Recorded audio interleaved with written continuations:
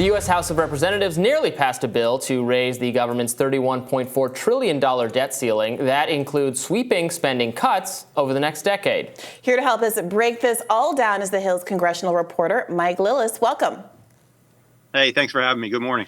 Good morning. Mike, what should we know about all this? What hit the cutting room floor and what, if any, gains or did Democrats manage to preserve out of all of this?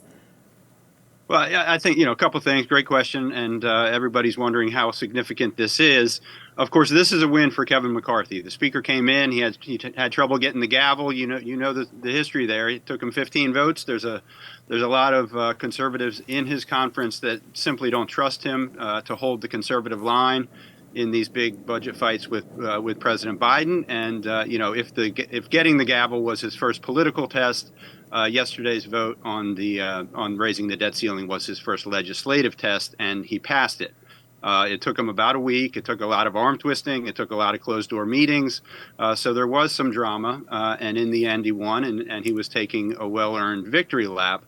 But I should say, this is a big but, getting your own party to vote for a wish list of Republican priorities is not exactly winning the Super Bowl.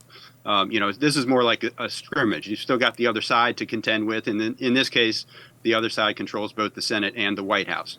No one thinks this bill is going anywhere, even the Republicans who passed it. So this is kind of an opening salvo in the legislative fight over raising the debt ceiling and funding the government later in the year.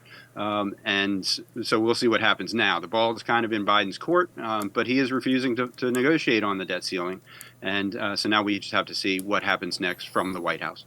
And there was, various negotiations, things going in, things coming out, et cetera. I know that ethanol subsidies were out and then they're back in, I think, in the version that passed. What are some other developments along those lines that we should, headlines of what actually made it into the bill that was voted on? But, the reason that this passed, the reason that, the Freedom Caucus got behind it was essentially this cobbled together all the Freedom Caucus, their wish list, their budget, what they have been asking for a number of years. It's all piled into this 320-page bill on top of H.R. 1, their big energy bill that they had passed a couple weeks ago, which is, essentially eliminating all of the climate bill that Biden had passed last year and expands, oil drilling and things like that. Everything the conservatives have wanted on the energy side was in there. The ethanol subsidies, I think that came as a surprise that was going to be a sticking point because that was also in H.R. 1. But in this case, there were 4 Iowa Republicans who said, hey, wait a minute, those subsidies help our state. The governor's screaming about it. Even if this bill is going nowhere, we can't be on the record voting for them. So that was, kind of a final, 11th hour sticking point that I think they did not foresee. So at 2 a.m. on Wednesday morning, they put them back in, as you said. And that got those 4 Republicans back on board. Of course, they were crucial to passing the bill. The other thing is that when you look at the 4 who did end up voting against it, their biggest gripe is that this, in the name of deficit reduction, doesn't do anything to cut into the debt. In other words, it's going to slow the growth of the debt, but it doesn't reduce the debt. And so you see Andy Biggs, he's the former Freedom Caucus chairman, big fiscal hawk. He said, if this is just a messaging bill, if this is just Republicans' wish list, then why aren't we getting more aggressive with our federal cutting? And why doesn't this eliminate more of the debt? In other words, the projection right now is, I think, $53 billion the debt will be in 10 years. Under this bill, it would be $47 billion instead. They would like to take the $32 trillion debt that we got now and cut into that number as it stands. Have the 4 holdouts articulated what they would like to see on the cutting room floor to actually get at the debt load as opposed to just slowing the bleeding, as they say? Yeah, Andy Biggs has put out a package of 500 bills that cut into, pretty much every discretionary program under the sun. So he is on the record with a big package of cuts there. Some of those will probably move through this Republican-controlled House, and some of them probably will not, because the programs that he wants to cut are just too popular on both sides of the aisle. Nancy Mace was an interesting voice in this debate because she also said she said 2 things. She said, one, some of these green energy subsidies for wind and solar benefit South Carolina, benefit my district, and I want those in there. But like Andy Biggs, she said it doesn't cut the debt aggressively enough. So she was kind of speaking out of both sides of her mouth.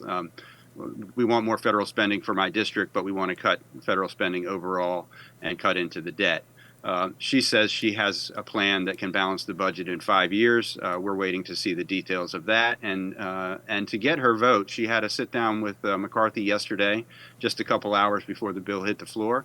And she said that he has agreed to work with her on ways to eat into that debt, into that $32 trillion number. So we don't know the details of all of that. We don't know how it's going to work. She mentioned a balanced budget amendment, but she didn't commit to it. She didn't say that that was the tool that she wants to use explicitly. So we'll just have to see how those discussions happen. The important part was they didn't happen in the context of this bill, and it allowed her to vote for it. He won her vote just by promising to talk to her in a later legislative discussion about how to reduce the debt. Another of the holdouts, another of the no's yesterday was Matt Gaetz, and you get Matt Gaetz was, of course, the guy who famously held up the 15th speaker's vote, or forced the 15th speaker's vote back in January, and you get the impression he had asked for the expedition of the work requirements for Medicare, food stamps, a number of federal benefit programs that in the initial bill were going to take effect in 2025. Gaetz said, if you don't move it up to 2024, you don't have my vote. What did they do? They moved it up to 2024, and he voted against it anyway. So you get the impression that Matt Gaetz is kind of here in Congress to torture Kevin McCarthy, and he's doing it. He did it in the speaker's vote. He did it yesterday by voting against this bill. We don't know if his vote was going to be the decisive one. Would he have flipped? We just don't know the answer to that question. And for all four of them, for that matter, they were throwaway votes. They could afford to lose 4, and they lost 4, and it didn't matter. But it is a discussion that will continue, especially in terms of how do we actually reduce the debt, not just reduce the growth of the debt. Yeah, we spoke with Representative Marjorie Taylor Greene this morning, actually, on the show. She did vote for the deal, and she's kind of been a close ally of McCarthy, despite also sort of being of the kind of Matt Gaetz philosophy on conservative media, talking about a lot of the same things, but then during the speakership fight, was closely associated with McCarthy, kind of broke with Gaetz and Boebert on that. Does this vote show that maybe McCarthy is proving to be a more effective speaker than expected? There were questions about whether he would even be able to wrangle the votes to be confirmed at all. That was a kind of unprecedented in the modern times a vote to confirm McCarthy in the first place. Many people thought that his whole speakership might collapse immediately, but here he gets this very key bill actually passed. Right, and I think, and it's a great question, and obviously. It is a victory, as I mentioned. It's a victory for McCarthy. He doesn't have an easy caucus to deal with. There's a lot of people there who just don't trust him.